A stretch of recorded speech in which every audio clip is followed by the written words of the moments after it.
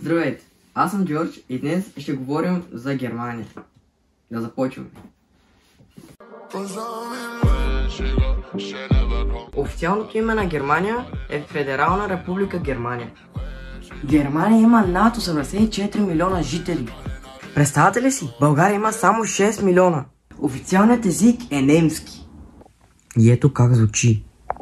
Und über das Thema möchte ich weitersprechen. Zugeschaltet aus Barcelona ist mir jetzt Axel Wallrabenstein. Er ist Experte für politische Kommunikation. Ich grüße Sie ganz herzlich. Hallo. Столицата на Германия е Берлин. Ето тук. Германия има най-голямата икономика в Европа. И е четвърта по големина в света. Страната е известна със своите замъци. Като Найшвайнцен, който е сред най-популярните в Германия. Германия произвежда над 3000 вида хляб. Повече от всички държави на света. Повече от всяка друга държава. Германия е най-голямата държава в Европа. С площ от 357 021 квадратни километра. Тя граничи с 9 държави.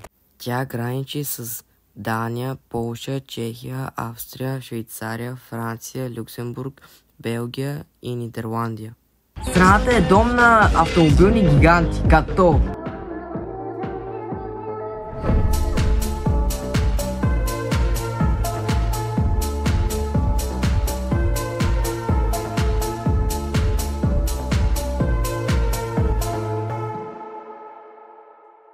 de calor, chata tá pegando fogo, é tesão ou é amor? Ai, ai, ai, você me dá muito calor. A minha chata é um incêndio e teu pau é o extintor.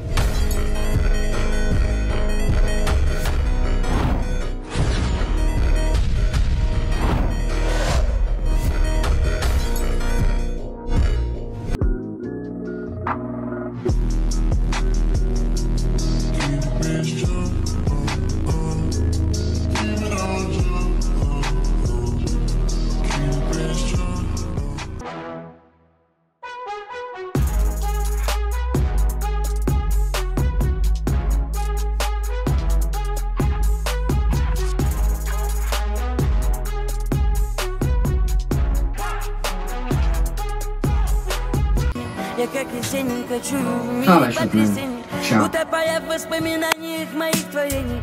Я люблю тебя.